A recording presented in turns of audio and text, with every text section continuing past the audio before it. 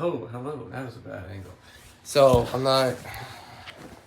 I think perfectionism has kind of been a part of my procrastination because I'm like, oh, the background's not perfect, so I'm gonna just be doing the handheld ones for the next bit to get over that perfection hump. And that's partly why I fell behind because I'm like, oh, the background doesn't look neat enough. So, yeah. Push for deep understanding. From Rheticus, I learned to read carefully and not be satisfied with rough understanding of the whole, and not to agree quickly with those who have a lot to say about something. Ooh. So that was Marcus Aurelius in his Personal Meditations book. The first book of Marcus Aurelius' Meditations begins with a catalogue of gratitude. He thanks one by one the leading influences in his life.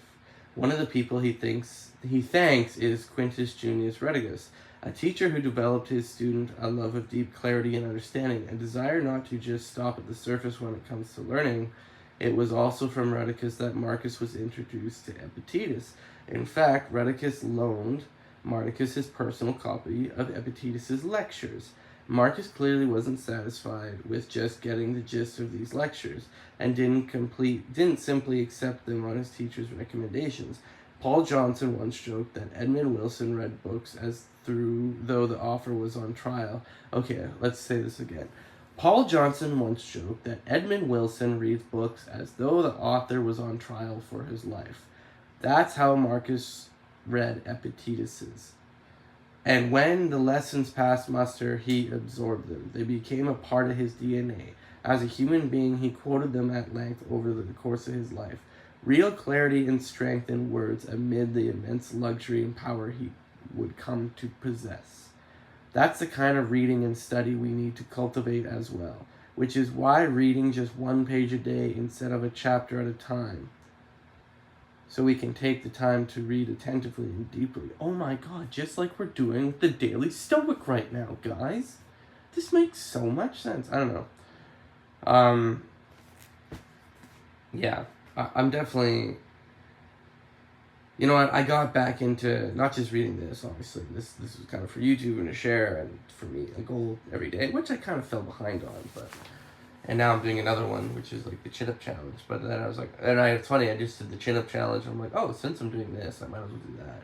And in the morning, I look like dog shit, and that's fine. So, I just put myself out there however I am. But yeah, no, I started like going to cafes on weekends and trying to just read like a chapter or a page a day, because it's better than nothing. And, if you even do just 10 or 5 minutes or 15 minutes a day, and it seems like nothing, but it's a lot better than nothing, because in 3 weeks you would have read a lot more than you did if you just didn't read, right?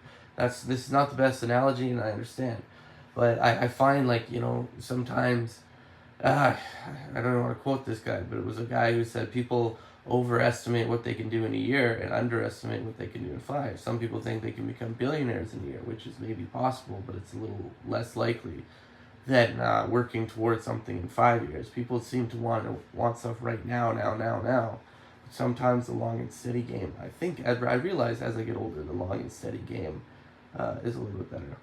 Like when I was younger, I could really beef up in 2 weeks, and then I wouldn't work out for a month. But then it's just no, maybe I should just go 5 times a week, and that's just better in the end. So anyways, ciao for now. Have a great day. Goodbye.